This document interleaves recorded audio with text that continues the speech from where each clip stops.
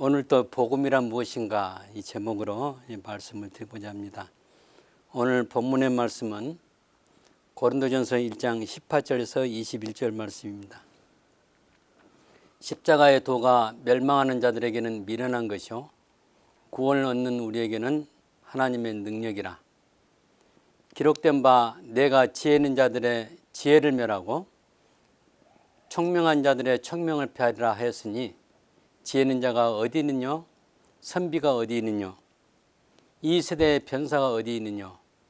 하나님께서 이 세상에 지혜를 미련케 하신 것이 아니뇨?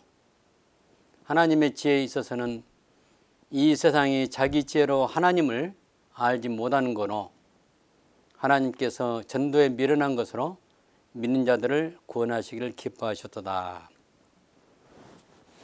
오늘 이 본문 말씀에 18절에 보면 십자가의 도란 말이 나옵니다. 십자가의 도란 말은 십자가의 진리, 다른 말로 말하면 십자가의 복음, 이렇게도 말할 수가 있습니다. 오늘 복음이란 무엇인가 해서 십자가의 복음, 십자가의 복음에 대해서 말씀을 저와 여러분과 함께 나누기를 원합니다. 교회에 열심히 출석을 해도 복음을 이해하지 못했다면 그 사람은 구원을 받았다고 말할 수 없습니다. 교회에 몇 년을 출석한 것이 중요하지 않습니다. 그 이유는 교회 출석을 자신의 업적처럼 여겨서 그 일을 많이 해서 구원되지 않기 때문입니다. 교회에서 무슨 직책을 가지고 있다고 해서 그것이 구원을 받았다고 보증해 주지를 못합니다. 그리고 교회에서 어떤 부서에서 충성스럽게 봉사를 오랫동안 열애 동안 해왔다고 해서 그것이 구원을 보증하지 못합니다. 어떤 사람들은 태어날 때부터 기독교인으로 태어났기 때문에 자동으로 구원을 받았다고 못된 신앙에 의존하는 사람이 있습니다. 많은 사람이 믿음의 사람으로 사는 것이 아니고 기독교라는 종교인의 한 사람으로 살고 있습니다. 그들의 특징은 하나님의 은혜의 근거를 두는 신앙이 아니고 종교적인 행위와 공로를 자랑하면서 그것을 근거해서 신앙이라고 믿고 있기 때문입니다. 엄밀히 말하면 자기 신념으로 하나님을 기쁘게 함으로 구원을 받는다고 믿고 있는 것입니다. 이런 스타일의 신앙은 신실한 신앙처럼 보이지만은 성경에서 말하는 신앙이 아닙니다. 우리 마음속에 작용하는 종교심에서 나오는 것입니다.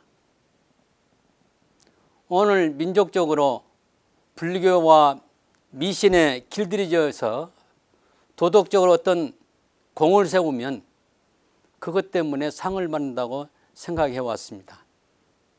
불교에서 말하는 인과응보사상, 인과응보사상은 원인에 따라서 결과가 주어진다는 말인데 선을 많이 행하면 상을 받고 악을 많이 행하면 벌을 받는다. 이것이 바로 인과응보사상입니다. 우리 기독교는 불교와 다릅니다. 기독교는 그런 걸 따지지 않고 하나님이 은혜를 주실 자에게 은혜를 주시고 구원할 자를 구원하신 것이 바로 기독교입니다. 그렇기 때문에 우리가 제일 먼저 깨달아야 할 것은 하나님의 은혜를 깨달아야 하고 하나님의 구원의 수단이었던 예수님의 십자가를 발견해야 합니다. 오늘 우리가 알고자 하는 것은 십자가의 도입니다. 18절에 십자가의 도가 멸망한 자들에게는 미련한 것이요 구원을 얻는 우리에게는 하나님 능력이라 라고 말합니다. 하나님의 작전 가운데 이미 멸망하기로 작정된 사람들에게는 십자가의 도가, 십자가의 진리가 마치 어리석게 보이고 바보처럼 보일 수가 있습니다. 바울이 아테네 가서 많은 학자들 앞에서 십자가의 도를 전했을 때 사람들이 그 말이 도대체 무슨 말이냐? 무슨 말인지 알지 못하겠다. 내일 다시 와서 설명해 줄래? 이런 식으로 바울을 거부했습니다. 바울이 말하는 것은 순전한 하나님 은혜와 예수 그리스도의 십자가의 구속의 은혜와 하나님의 구원의 그 사랑을 전했음에도 불구하고 멸망하는 자들에게는 그것이 이해가 되지 않습니다. 그 사람들의 기준은 지상에서 말하는 고상한 어떤 철학을 말하는 것을 원했을 것입니다. 사도 바울은 무엇을 전했습니까? 나사렛에서 목수를 하던 요셉의 아들 예수가 그리스도다. 그 다음에 두 번째는 그 그리스도가 이 유대교를 향해서 바리새인들을 책망하고 또 그들을 책망하고 잘못된 걸 지적하고 그러다가 붙잡혀서 십자가에 달려 죽었다. 그 죽은 사람이 그리스도라 하니까 어찌 믿겠습니까? 인간의 상식으로는 우스운 일입니다. 그러나 하나님께서 이미 십자가를 통해서 우리를 구원할 것을 여러 번 보여줍니다. 구약 출애굽기 12장에 나오는 유월절 사건은 바로 예수님의 십자가의 사건을 먼저 보여주신 것이에요.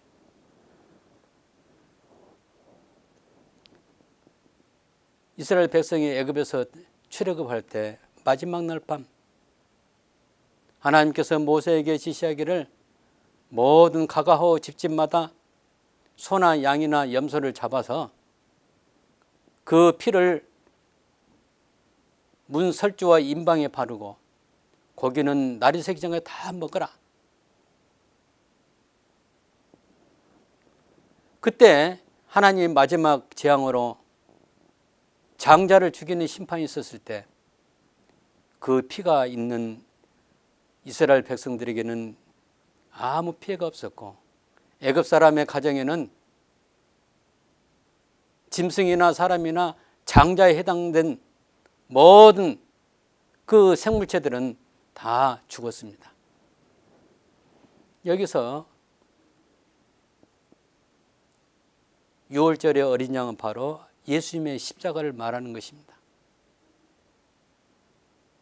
이 성경에서 우리를 구원하는 유일한 방법은 예수님의 십자가인 것입니다. 아까도 이야기했지만은 오늘 우리가 생각하는 우리가 구원된 것은 하나님의 교회에서 무슨 선한 일을 많이 해야 우리가 구원받겠다 하는 것은 하나님이 교회가 하신 십자가의 구속과 정반대된 것입니다. 기독교의 복음의 핵심은 십자가의 도입니다. 십자가가 아니고 십자가의 도입니다. 십자가의 도는 단순히 골고다 언덕에서 예수님이 지셨던 그 십자가를 고난과 희생에 고귀한 그 정신과 순환 자체를 말하는 것이 아니라 십자가를 지셨던 예수님에게서 하나님의 우리를 향한 놀라운 계획과 섭리에 따른 구속에서 그 의미를 알아야 합니다. 십자가의 도는 인류의 타락, 우리가 잘 알듯이 창세기 3장에는 우리의 조상 아담과 하와가 선악과로 인해서 타락한 그 장면이 나옵니다. 여러분 그 사건이 드라마로 구성한다면 얼마나 그 멋지겠습니까? 뱀이 와서 여자에게 말하기를 이 동산 나무 안에 있는 그 나무를 정말 먹지 말라고 하시더냐. 그렇다. 이 사탄은 하와를 꼬여서 그렇지 않다. 하나님이 만약 너희들이 이걸 먹으면 눈이 밝아져서 하나님처럼 됐기 때문에 그러지 못하게 하기 위해서 그런 것이다. 그러나 절대 죽지 아니한다. 그 뱀의 말을 듣고 그 선악과를 따먹었습니다. 그 순간은 선악과를 따먹는 그 자체가 우리는 죄라고 생각하지만은 그 순간에 하나님의 명령을 거부한 것, 하나님의 지시를 거부한 것, 이것이 바로 죄인 것입니다. 행위적으로 그 과일을 따먹어서 죄가 아니라 그 순간에 하나님의 지시를 거부했기 때문에 바로 그것이 죄가 된 것입니다. 이 타락, 그 이후에 많은 그 아담의 후손들이 죄인이었습니다. 우리 인류는 소망이 없었습니다. 글자 그대로 죄의 삭은 사망이기 때문에 죽을 수밖에 없습니다. 영원히 죽습니다. 그런데 하나님께서 한가득 희망을 주셨는데 아브라함을 부르셔서 아브라함에게 언약하십니다. 그 아브라함의 언약 안에 우리가 자세히 보게 되면 예수 그리스도를 볼 수가 있습니다. 하나님께서 아브라함에게 말씀하시는 너는 복의 근원이 되고 너를 인해서 모든 족속이 복을 받을 것이다. 여기서 복을 말하는 것은 물질적인 복을 말하는 것이 아니라 영적인 복을 말하는 것입니다. 그러면서 그 안에 아브라함의 후손 가운데 메시아가 올 것을 간접적으로 말해주고 있습니다. 그것이 바로 아브라함에게 언약입니다. 그 뒤로 하나님께서는 여러 가지 약속을 하십니다. 가장 큰 약속은 우리가 잘 아는 다윗, 이스라엘의 왕이었던 그 다윗에게 너의 후손 가운데서 왕이 나온다는 것을 말해주고 있습니다. 그렇기 때문에 마태복음 1장의 족보가, 예수님의 족보가 우리말 성경에는 아브라함과 다윗의 자손 예수 그리스도 세계라 이렇게 나오지만은 영어 성경은 다윗이 먼저 나옵니다.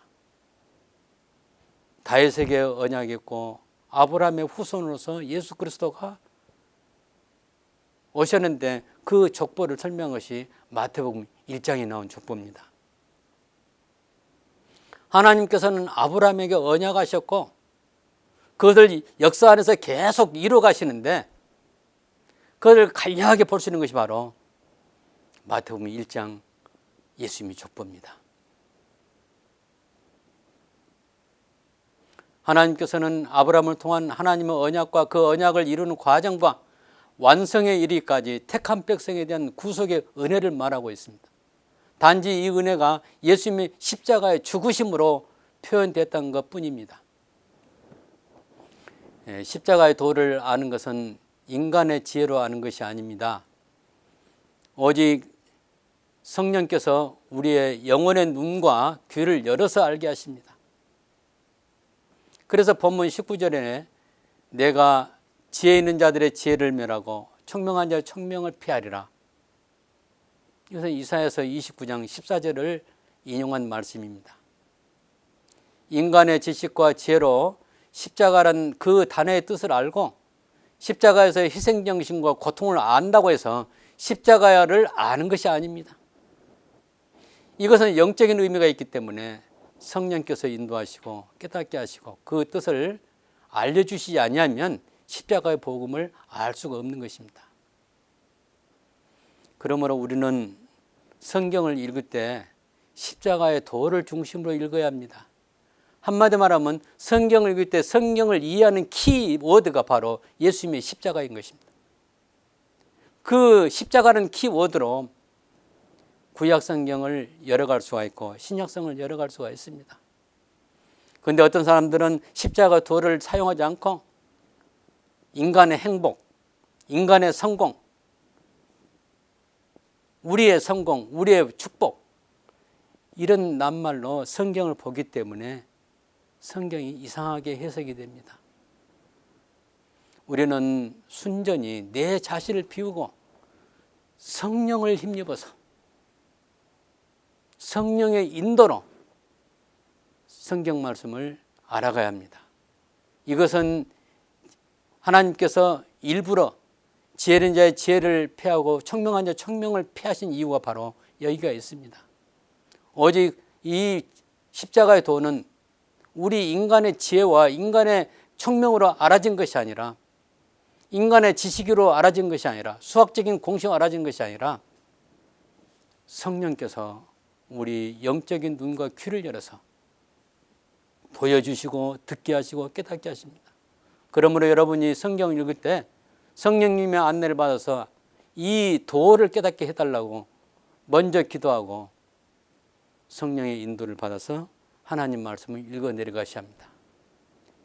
실제로 성령의 인도하심으로 영적인 하나님의 진리인 십자가의 도를 더욱 알아가는 것입니다. 불행하게도 많은 사람들이 십자가의 복음에 대해서 알려고 하지 않고 사람의 성공에 더 관심이 있고 그것을 위해서 기도하는 것이 최우선이라고 믿는 것입니다. 십자가의 도가 무엇인가를 알아봅시다. 이것은 예수님의 십자가의 사건 하나로 보는 것이 아니고 하나님께서 세우신 구속의 방편으로 주어진 십자가 사건이 무엇을 담고 있는가를 아는 것이 매우 중요합니다. 십자가의 도는 하나님이 자기 백성에게 주어진 은혜 안에 구체적으로 어떻게 구속할 것인가가 그 내용이 담겨 있습니다. 이것을 잘 설명해 준 말씀이 에베소서 1장 3절에서 14절 말씀입니다. 그 말씀을 다 읽을 수 없지만은 그 말씀 안에 있는 핵심이 이것입니다. 성부 하나님께서 창세전에 예수 그리스도 안에서 자기 백성을 미리 선택했다. 이 성부 하나님 하신 일이에요. 두 번째, 성자 예수님께서 하나님이 선택한 그 사람을 자기 피로 구속하셨다. 이것이 또 그 안에 있는 예수님의 사역으로 이렇게 나타나고 있습니다. 그 다음에 세 번째, 성령 하나님이 선택하시고 예수님이 십자가에서 구속한 그 사람을 인쳤다. 인을 쳤다. 그렇게 말하고 있습니다. 우리 눈으로는 볼 수 없지만은 하나님께서는 하나님이 선택하시고 구속한 그 사람의 이마에 성령으로 하나님의 백성이다. 이 사람은 하나님의 백성 안에 들어있다 하고 인을 쳤을 것입니다. 오늘 우리 가운데 있는 저와 여러분이 다 이 안에 들어있기를 바랍니다. 하나님이 우리가 구속함을 받아서 하나님의 자녀가 되었다는 것을 확증해주고 궁극적으로 천국까지 인도하는 진리가 십자가의 도입니다. 십자가는 하나님께서 죄인인 자기 백성을 구원시키는 방편입니다. 성부 하나님은 자기 백성을 우주와 만물이 지음받기 그 전에 하나님 백성을 미리 정하신 것입니다. 우리는 알 수 없지만 하나님이 아시는 비밀입니다. 그러므로 누가 구원을 받게 될 것인가는 성부 하나님과 성자 예수님과 성령 하나님만이 아시는 것입니다. 오늘날 많은 사람들이 자기 추측으로 나는 구원받았다. 왜? 나는 예수를 영접했기 때문에. 요즘 예수를 영접한 사람 다 구원받았다 이렇게 생각하는 약간 성경에 어긋난 그런 부분이 있습니다. 왜 그렇습니까? 물론 예수님을 구주를 영접하는 기도를 하고 예수님을 초청하고 예수님 믿기로 작정한 날부터 신실하게 하나님의 백성으로 살아가는 사람이 있습니다. 그런데 어떤 사람은 교도소에서나 또 군대에서 세례를 받았다고 해서 나는 그것 때문에 구원받았다. 어떤 사람은 내가 과거 몇 년도 몇 월 며칠 날 예수님을 영접했기 때문에 구원받았다 하면서도 실제로 생활을 보면 그 안에 성령이 계시지 않고 자기 육체로 충만하고 자아로 충만한 그런 삶을 산 사람, 육체에 속한 사람이 너무 많습니다. 이런 사람은 우리가 구원받았다고 말할 수 없습니다.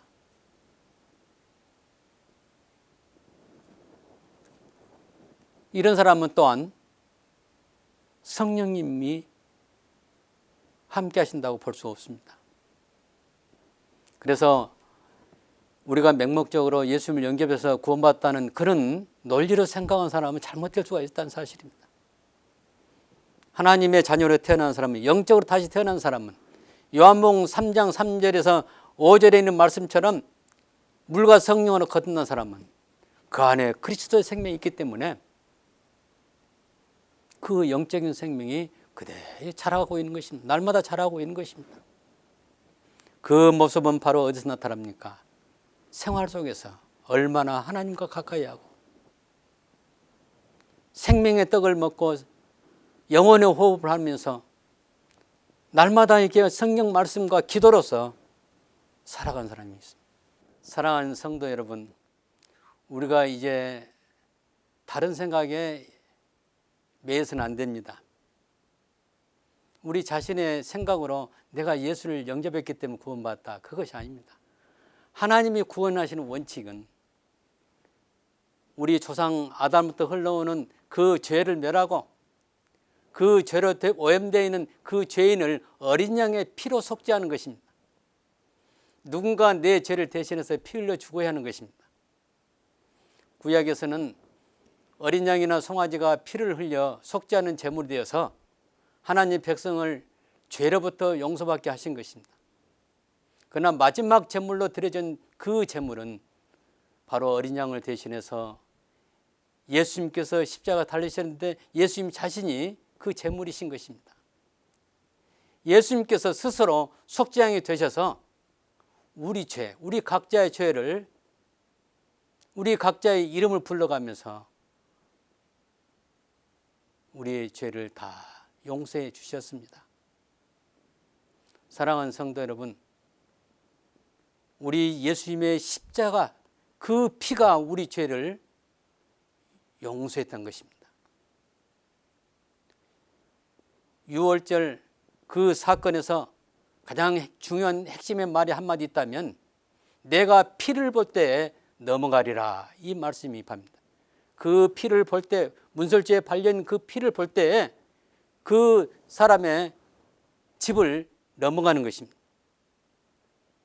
마찬가지로 우리 안에 예수님의 십자가의 피를 보고 우리의 죽음에서 구속해야 하나님의 백성이 되게 하신 것입니다.